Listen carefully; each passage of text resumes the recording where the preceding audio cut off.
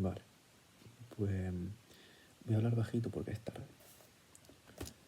Heidegger baja el análisis trascendental de Husserl hacia la existencia, hacia este fondo basal, existencial, pre-consciente del que hablamos en el vídeo anterior. Entonces, Heidegger coge el análisis trascendental puro, eidético, esencial, ¿no? Esencialista de Husserl y lo baja hacia ese fondo.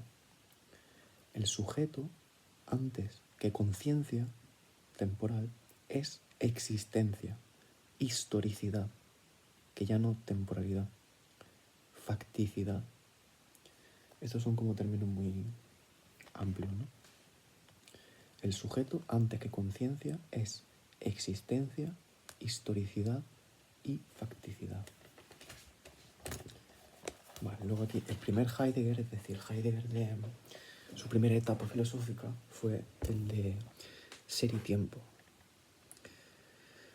cuyo objetivo era proseguir la investigación fenomenológica iniciada por su antecesor.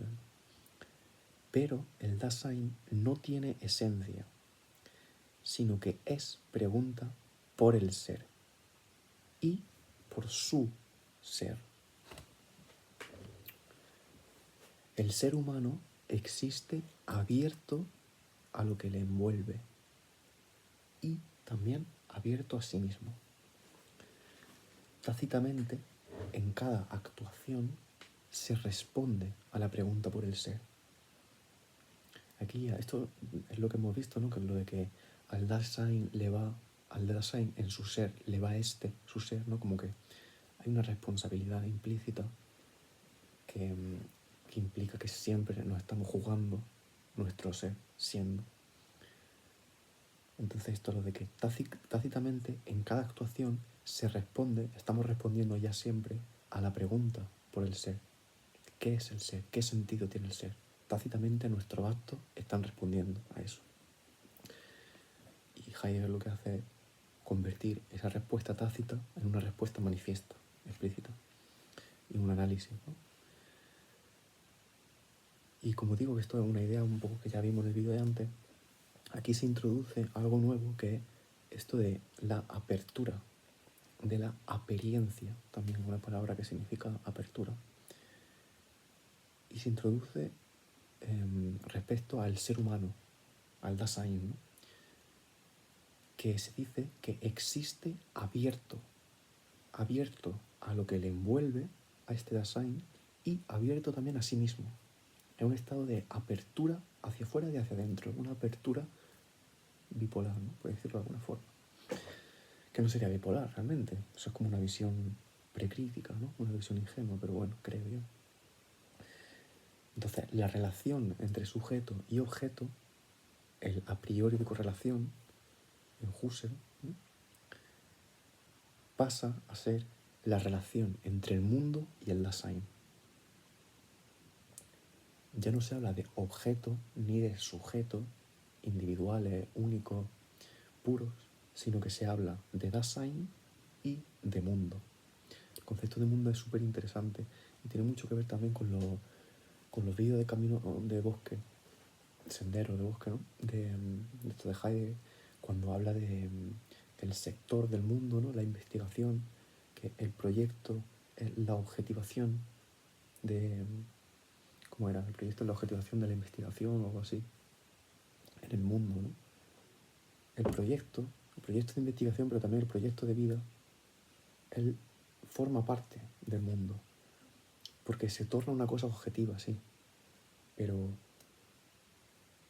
es objetivo en tanto que forma parte de un contexto de remisiones entre entes que conforman el mundo, ¿no? Pero ya digo, el concepto de mundo seguramente más adelante lo veremos un poco mejor explicado. Lo importante es eso, que de la a priori de correlación entre el sujeto y objeto tradicional de Husserl, se pasa a la relación entre Dasein y mundo, que es una relación un poco más actualizada, ¿no? Entonces, mira, aquí ya habla un poco del mundo. Se dice que los animales no humanos tienen un medio pero no tienen mundo, porque tener mundo implica tener una comprensión del ser. El medio, sin embargo, se entiende aquí como physis griega, como la naturaleza, ¿no? Y en concreto como la naturaleza autopoiética, como esta cosa de naturans, ¿no? Natura naturans y natura naturata de Spinoza, como esta actualización de sí. Eso sería medio. Pero sin embargo, el mundo implica un habitar el mundo. Y se habita el mundo en tanto que se comprende el ser de una manera determinada, en tanto que se da respuesta tácita a la pregunta por el ser, solo mediante la respuesta tácita por el ser es que tenemos mundo, tenemos la noción de mundo, si no estaríamos pues como los animales no humanos, ¿no? En un medio del que pues, nos relacionamos, cogemos cosas, guay, pero no sería mundo, según Heidegger. Entonces, eso por lo relativo al concepto de mundo. Luego, por otra parte, sobre la apertura del Dasein, pues aquí se dice que existimos en el claro del ser, en el Lichtum en alemán. Entonces, como el Dasein es apertura, apertura como el claro de un bosque, como, ¿sí? El espacio que se abre dentro de la espesura del bosque. Eso, ahí está el ser ahí, el Dasein. Ese es su lugar, el espacio de apertura. Entonces esto se relaciona, ¿no? con las metáforas ópticas, estas tradicionales de Platón, ¿no? Creo. Platón no lo he leído mucho. Pero sí, estas cosas de estamos en el claro del bosque porque vemos, ¿no? Iluminamos nuestro entorno. Entonces, allá donde alcanza la luz de la visión, es lo que vemos, tal, más allá de eso está la oscuridad. Un poco se remite a esta metáfora, ¿no? Entonces viene la pregunta, ¿de dónde proviene esta luz, este claro del ser? Pues estamos en el hueco iluminado. El ser ilumina a través de nuestra existencia. Esto es lo que se llama la lucidez. Estamos en el hueco iluminado. El ser ilumina a través de nuestra existencia. Estamos abiertos hacia afuera y hacia adentro, hacia el mundo y hacia sí mismo está abierto el Dasein. Y a través del Dasein, en tanto que abierto, el ser ilumina la existencia. Los animales no humanos no existen en tal lucidez. Qué curioso esto.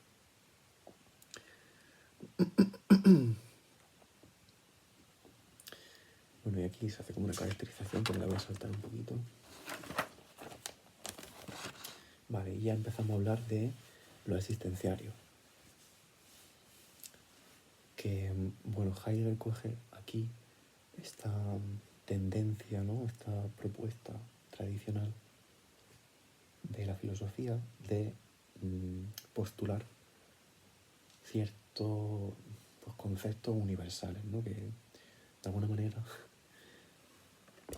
están presentes en todo ser humano, ¿no? En todo Dasein hay una cierta estructura ontológica que siempre están presentes. Si no están presentes es que aquello de lo que estamos hablando no es un Dasein.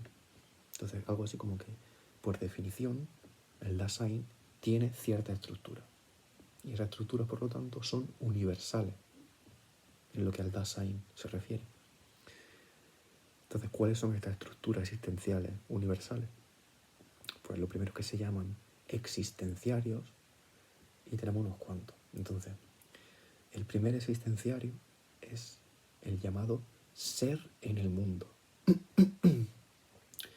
que aquí lo pone así escrito, Los existenciarios lo escriben entre guiones. Aquí, ser, guión, el, guión, mundo.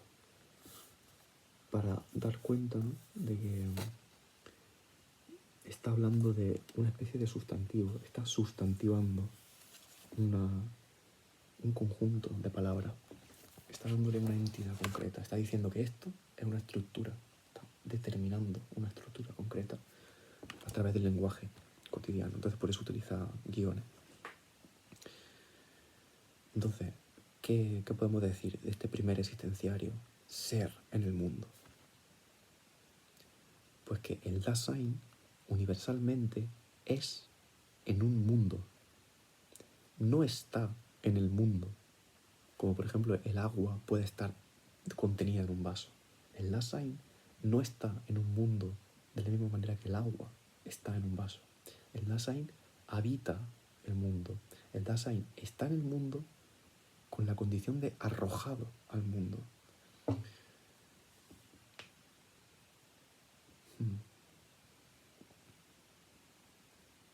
El Dasein siempre está ya respondiendo, como hemos visto, tácitamente a una pregunta en su ser. No es una relación aséptica de contención, de que el Dasein está dentro del mundo. No, no se trata de eso. Al Dasein le va su ser continuamente. Por eso no es una relación aséptica de contención. Es una relación de juego, una relación existencial. De juego en el sentido de que se está jugando algo importante. No es una mera inclusión física. Eso sería ser ante los ojos. No estamos hablando aquí de una visión teorética, sino que estamos habitando el mundo.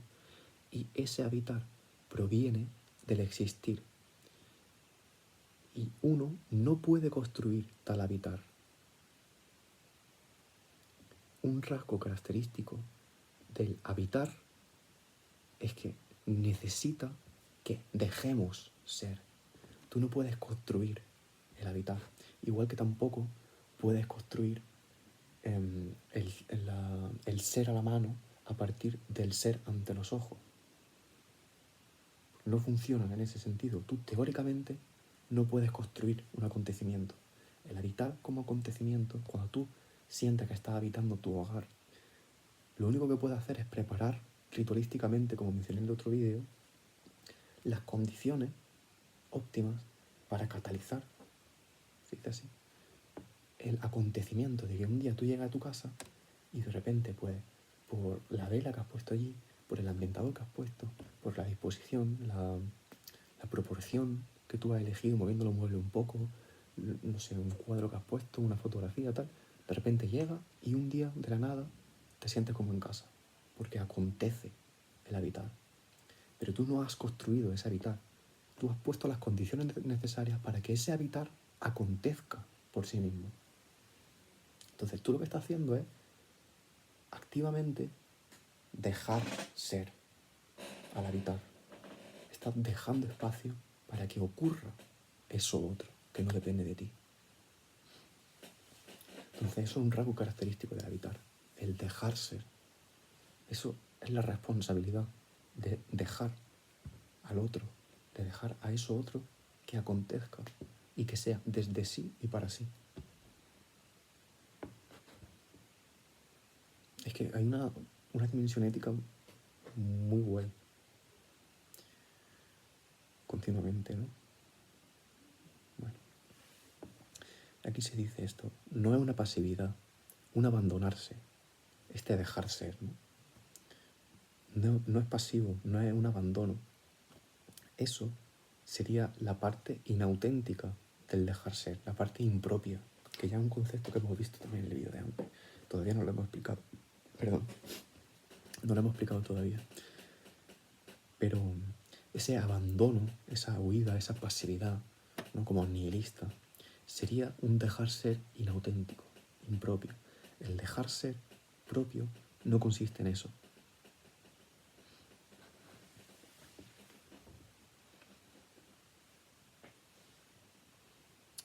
Y eso sería ser en el mundo, ¿no? el habitar, ser en el mundo como contraposición a ser contenido en el mundo. No se trata aquí de contenido, como en las redes sociales. Se trata de hábito.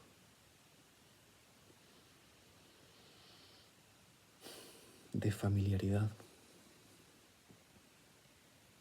Ser familiarizado con el mundo. Que el mundo sea algo familiar. Eso es habitar. Habitar no es ser frente al mundo. Eso es ser impropio. Vale, eso respecto al primer existenciario de manera muy breve. Ya digo, primer existenciario, ser en el mundo. Segundo existenciario, el cuidado, Sorge, se escribe en alemán, S-O-R-G-E, Sorge, cuidado. Ese es el segundo existenciario. El cuidado, Sorge, es una actitud existencial y viene relacionado con el habitar. Si tú habitas algo, tácitamente lo cuidas. No porque se añada una dimensión ética adicional, sino que la existencia misma del ser humano tiende a cuidar. Es un dejar ser al ente que tal ente es. Como una especie de consecuencia existencial del habitar.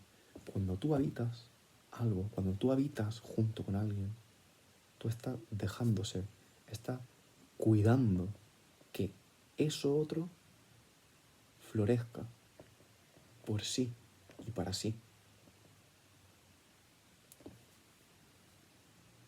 Y no se trata esto de una dimensión ética añadida, no se trata que tú estés habitando y digas, bueno, voy a comportarme bien porque esto es lo mejor para la convivencia, esto es lo mejor para mi salud mental. No se trata de eso.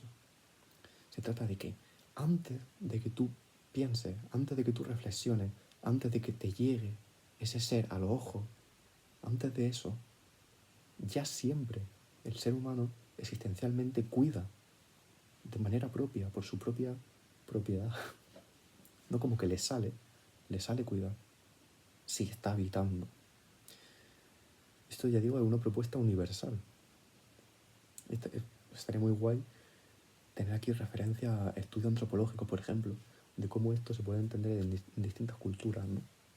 Este ser en el mundo, este cuidado, este habitar, como las distintas manifestaciones que tiene en varias culturas por todo el mundo, como de respeto a la naturaleza, por ejemplo, o de respeto miembro de la familia, o de respeto entre los dioses.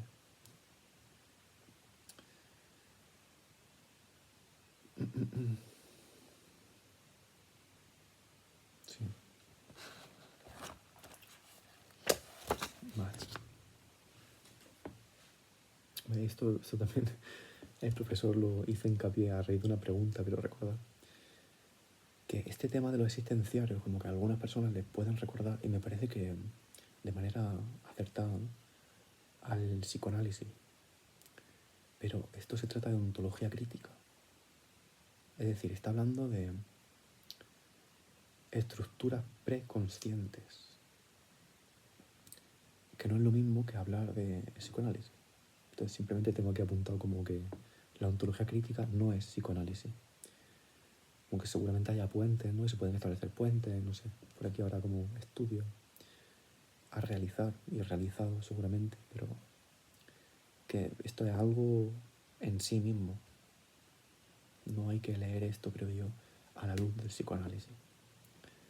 Entonces, bueno, siguiendo con el tema de la Sorge, del cuidado, del segundo existenciario, pues podemos decir que al habitar, el Dasein cuida tácitamente. Es un dejar ser al ente desde él mismo. Y este dejar ser, este cuidado, cura al ente. Tiene una dimensión de curación. Se trata de un eliminar los obstáculos para que tal ente otro sea desde sí mismo y para sí mismo, ¿no? Aquí lo tengo escrito un poco tal, un poco distinto. Es un procurar por el otro. La traducción de Gauss, que es uno de los traductores, junto con Rivera, ¿no?, de Ser y Tiempo, pues la traducción de Gauss, que es la primera traducción del término sorge, es curación, más que cuidado. Y según el profesor dice que esta traducción de sorge como curación es más próxima al significado original en alemán, por encima de sorge entendido, traducido como cuidado. Se parecería más bien a curación. Pero es importante señalar aquí que no es una curación entendida como el paso de un estado enfermo a un estado sano, que son una curación, ¿no?, en sentido médico. Pero no se trata de eso. Se está hablando aquí de ontología crítica, no de medicina, ni de psicoanálisis, no, de ontología crítica. Se está hablando de Heidegger.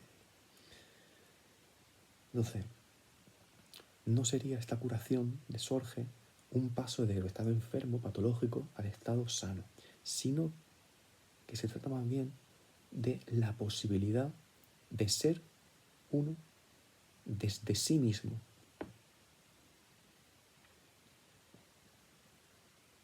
Ese sentido de propiedad, que tiene mucho que ver, creo que Sartre, ¿no?, que no he leído nada de Sartre, pero creo que también habla mucho de esto de la existencia propia. Otro elemento muy chulo es que este cuidado, este sorge, la sorge, esta curación, es un proceso y no un acto puntual. Es ocuparse y preocuparse. Me antecedo al advenir que le abro al otro en sorge. Eso es como un proceso que viene desde este fondo basal, más allá del cual ni siquiera sabemos lo que hay. Es una caracterización ontológica, es un proceso continuo. No se trata de que tú dices, uy, ahora te cuido haciendo esto. No, se trata más bien de un actuar propio, como que tú, como se dice, ¿no?, como que tú empuñas tu ser, y cuando has empuñado tu ser, lo que haces, todo lo que haces, es cuidado. No tienes que estar pensando, voy a hacer esto para cuidar. No.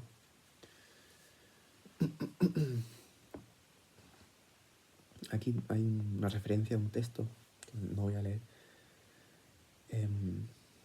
pero bueno, la referencia viene a colación de que la sorge, esta curación, este cuidado, se funda en un estar más allá de sí del Dasein.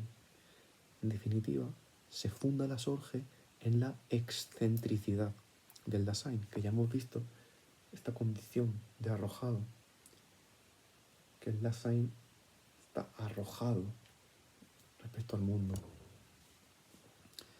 Entonces, en tanto que arrojado, cuida, le va preserse del ser ahí. Bueno, esto ya sí que esto es un poco complejo y tampoco no está muy bien explicado aquí. Pero, bueno, sigamos.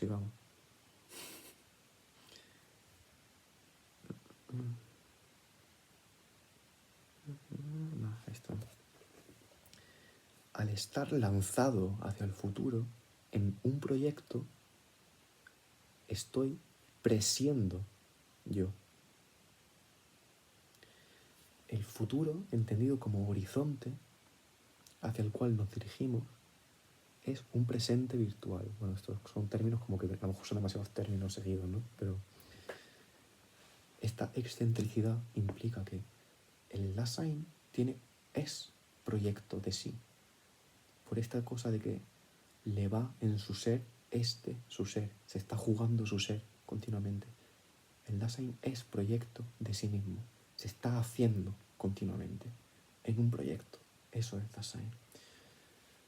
Entonces, esta condición de excentricidad, de que el Dasein es proyecto de sí, no es sí mismo, no está cerrado en sí mismo, sino que está excéntrico, está dilatado de alguna forma, ¿no? Yo a veces me imagino como viscoso. Pues esta condición de dilatado, de excéntrico, es lo que funda el cuidado. Estaría bien saber exactamente por qué, pero bueno. Entonces, esto es importante entenderlo. Al estar lanzado hacia el futuro, en proyecto, estoy presiendo. Porque yo seré, y ahora lo que estoy es presiendo. Presiendo, soy. Preocupándome, cuido. Esta especie como de existencia escindida, ¿no? Pero escindida y al mismo tiempo unificada.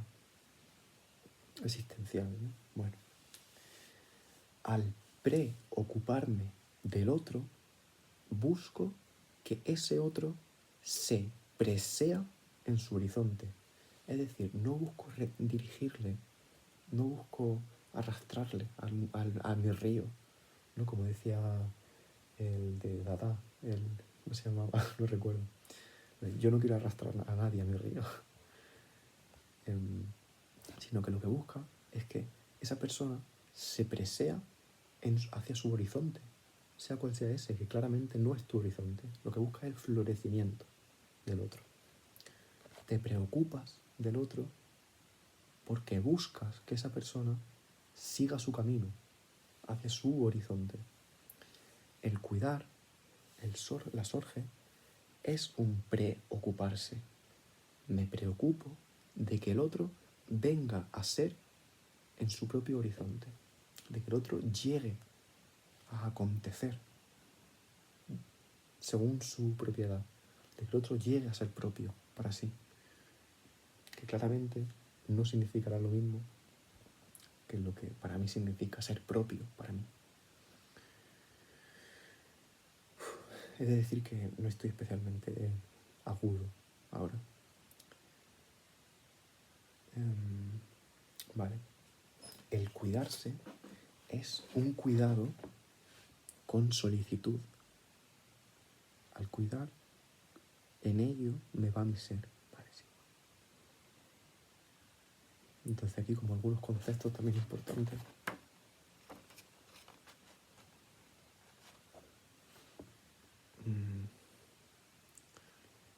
Un cuidado solícito, el concepto curarse de implica un cuidado solícito del otro. Un cuidado del otro en el que me va mi ser y como tal es también un cuidarme. Es decir, el concepto de curarse de o procurar por el otro es un cuidado solícito. Esto estaría interesante saber exactamente solícito qué significa. Si es que el otro solicita, porque el otro no solicita. Pero bueno, el procurar por el otro del cuidado, ¿no? De la sorge consiste en procurar por el otro, pues esto significa que ese cuidado del otro, en ese cuidado del otro me va mi ser. Entonces, en tanto que cuido al otro, me estoy cuidando a mí también.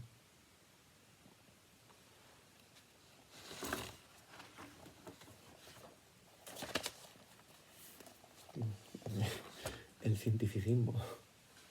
El cientificismo como dar la vuelta a la existencia a causa del desarraigo. Vale, esto ya es como otro tema, ¿no?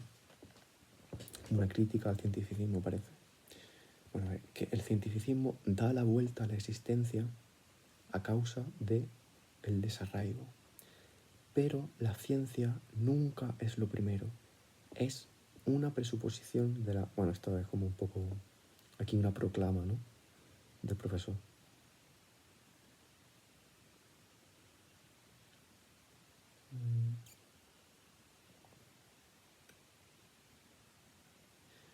Sí, la objetividad filosófica fundamenta la objetividad científica. Sí, está bien, ¿no? Como que la ciencia tiene unas presuposiciones que es justamente de lo que se está hablando aquí, ¿no? Como de los prejuicios, de la dimensión prereflexiva. De eso se trata todo esto. Entonces la ciencia ya parte de estos prejuicios, de estas caracterizaciones ontológicas. Lo que pasa es que no lo hace explícitamente, no lo hace manifiestamente. La ciencia no trata de esos prejuicios, sino que va investigando, investigando, y cuando no queda otra, pues ya se cambia. Bueno, no quiero meterme en esto, pero los cambios de paradigma, no sé qué, en fin. Y ya lo último, que la surge como contrapuesta a la actitud provocadora de la ciencia. La ciencia estimula a la realidad para forzarla. Y eso no es un cuidado de Sorge, no está dejando que la realidad sea por sí y para sí, sino que está estimulándolo para ver cuáles son los límites que fuerzan que acontezca algo otro. Y eso no es cuidar la naturaleza. Entonces queda aquí como abierta la pregunta de, ¿es posible una ciencia del cuidado? Interesante, tiene que ver con ecología, ¿no? Guay. Y aquí se vienen cosas. Esto lo voy a dejar para mañana.